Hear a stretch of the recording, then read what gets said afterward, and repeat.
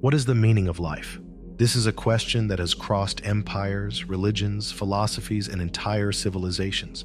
From the first human being who looked at the sky and wondered why it existed, to us, stuck in our routines, trying to find purpose among bills, social networks, and expectations. We are always looking for an answer. In ancient Mesopotamia, the meaning of life was to follow the will of the gods. The Enuma Elish myth talked about the creation of the world and man's role within this divine order. In ancient Egypt, life was just a passage to something greater. The pyramids, the rituals, mummification, everything revolved around preparing for eternity. In ancient Greece, philosophers tried to answer the question differently. Socrates believed that the answer lay in questioning. Plato talked about an ideal world, beyond the one we live in. Aristotle saw the purpose in logic and the observation of nature. Each civilization has tried to solve this riddle in its own way. But over time, something changed. Religion lost its strength. Science explained the origin of the universe. Society became a labyrinth of rules and expectations, and suddenly the question was still there. But the answers seemed less and less satisfactory. Have you ever had the feeling that something is missing? That no matter how hard you run after something, success, love, recognition, there's always a void that's never completely filled? It feels like we're all in a race with no finish line. From an early age, we're told that we should study, work, get married, have children, retire, and then what? What comes next? The truth that nobody wants to face is that there is no after. In the end, there is no great prize waiting. There's no final applause. The universe doesn't care. One day you'll die, and most people won't even remember that you existed. That should be terrifying. And for many, it is. The human being is a machine hungry for meaning, desperate for a definitive answer to the question, why? But when we look at the universe, all we find is silence. A vast silence, immense, indifferent, and that's when everything starts to fall apart. If nothing has a predefined meaning, if everything we do, dream of, and build can disappear in the blink of an eye, so why go on? This is exactly the question that Albert Camus called the only really serious philosophical problem. If life has no meaning, is it worth living? Most people don't even dare to think about it deeply. We drown our doubts in distractions, social media, work, relationships, momentary pleasures, anything to avoid facing the great emptiness that stares back at us. But what if I told you that this lack of meaning wasn't the end, but the beginning? What if instead of something to be feared, absurdity was the key to absolute freedom? Albert Camus said, "The meaning of life is why you don't kill yourself." But what happens when life is meaningless, but you don't pull the trigger? Do you ever feel like you're just going through life? You wake up, look at your cell phone, have coffee, work or study, talk to a few people, go home, watch something, go to sleep, and tomorrow, all over again.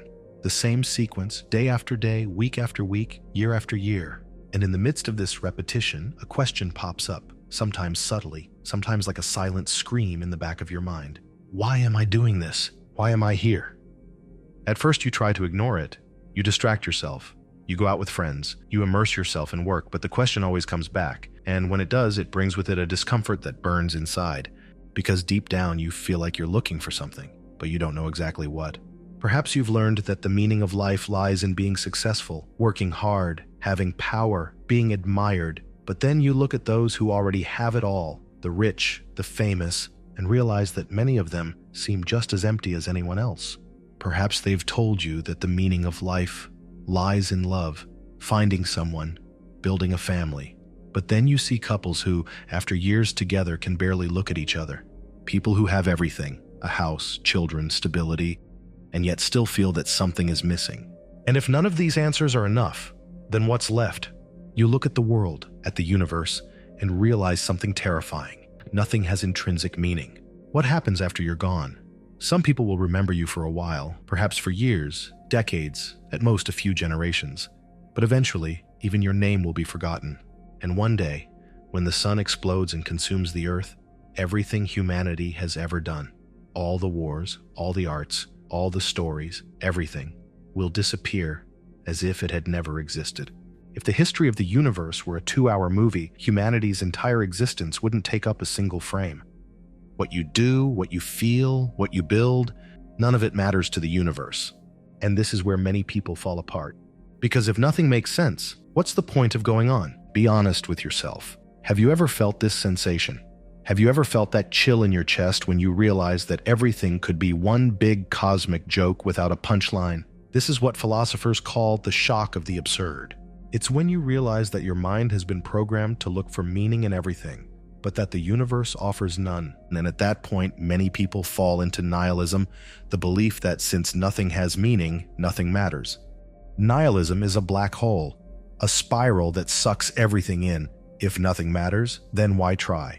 Why fight? Why love? If nothing matters, what's the difference between living and dying?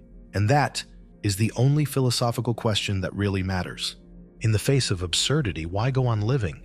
This is exactly the question that Albert Camus said was the only really serious philosophical problem. And his answer could completely change the way you look at life. Now you've reached the limit. You have faced the abyss, and the abyss hasn't answered you. You've realized that all the promises of meaning, money, success, love, morality, are just stories we tell ourselves to calm our minds. But deep down, none of it is engraved in the stars. If there is no cosmic purpose, if there is no absolute meaning waiting to be discovered, then why go on? In the face of absurdity, is it worth continuing to live? And here there are three possible answers. The first option is simply to stop playing. If life has no fixed purpose, if everything we do is going to disappear, then why not end it all now? Camus doesn't minimize this question. He doesn't treat it as taboo. On the contrary, he takes it with brutal seriousness. But his answer is clear. Suicide doesn't solve the problem of absurdity. It just refuses to face it. It's a way of saying, if the game has no rules, I give up. But what if the problem isn't the game, but your need to find rules where there are none? The second option is the leap of faith, clinging desperately to something that tells us that yes, life has a purpose. This is where blind religion, extreme ideologies, the worship of money, careers, and romantic love come in. These are all attempts to escape the absurd, to pretend that there is an absolute meaning to guide us. But Camus rejects this response because it doesn't solve the problem. It just hides it under the carpet. If the universe doesn't give us a clear meaning, forcing an answer isn't finding the truth. It's cheating the game. And this is where we come to the third answer, the only one that really faces reality head-on, the only one that doesn't try to run away. The third option is absurdism, the revolt against emptiness. What Camus proposes is not giving up on life. It's not about clinging to illusions. It's embracing the absurd and living in spite of it. Accepting that life has no fixed meaning can be terrifying at first, but if you look closely, it's the most liberating thing there is. Nothing is written down. Nothing is obligatory. There is no destiny to fulfill. The meaning of your life doesn't come from the universe. It doesn't come from others. It doesn't come from a god or an ideology.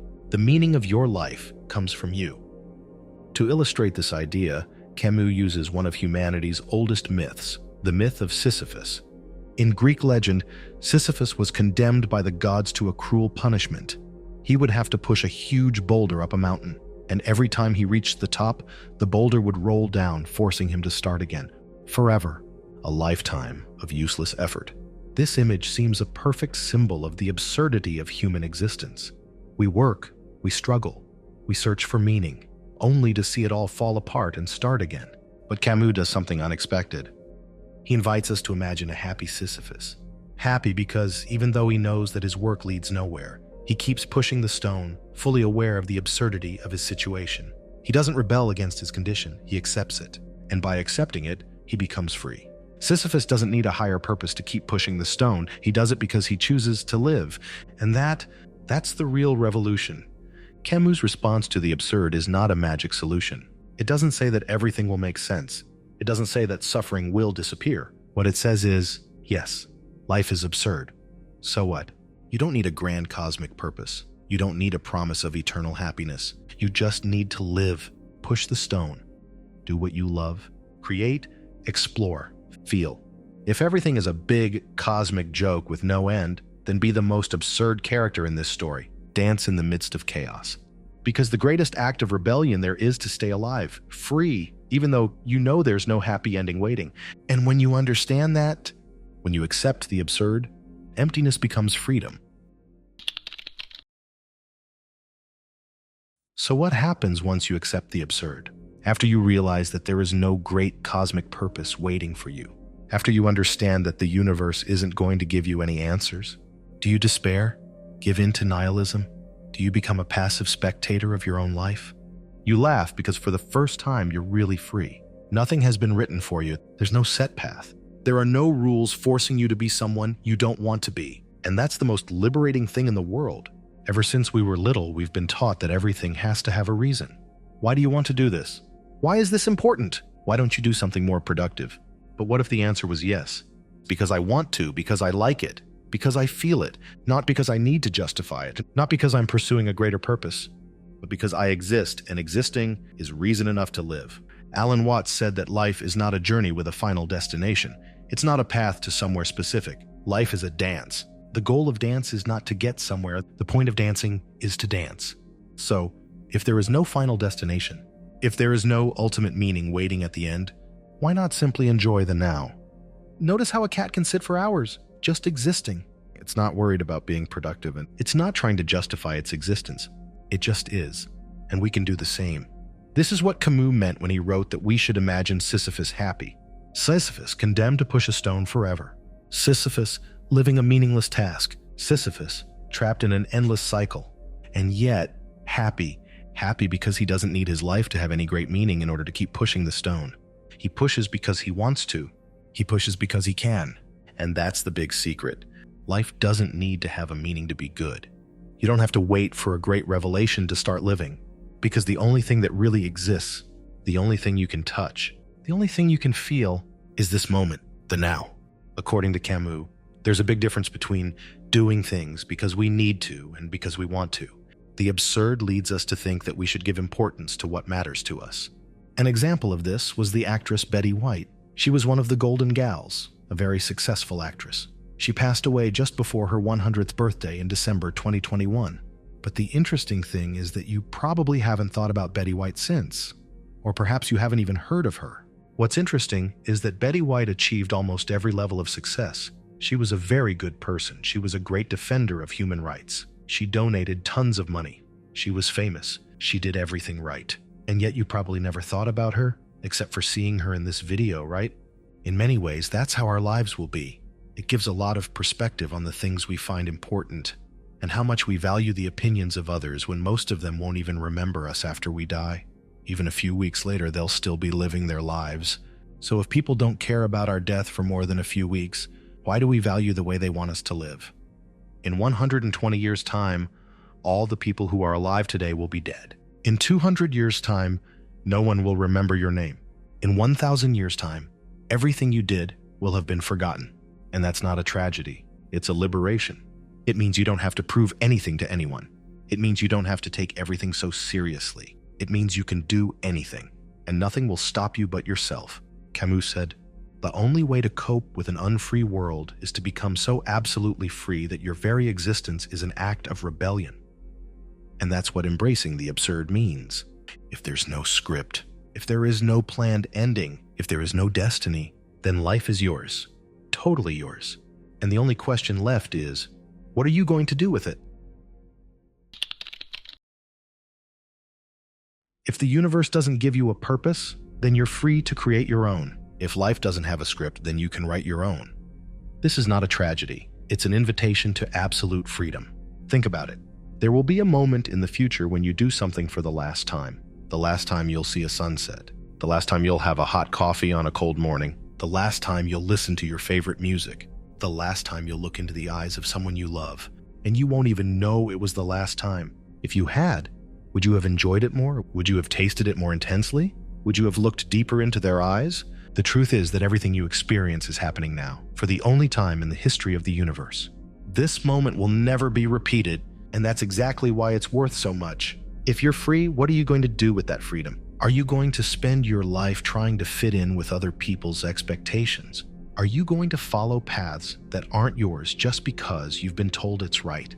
Are you going to let the fear of failure stop you from living? Or are you going to throw yourself headlong into existence? The choice is yours. It always has been. And the greatest act of rebellion you can commit is to live. No excuses, no regrets, without waiting for meaning. Just living, because that in itself is already a revolution.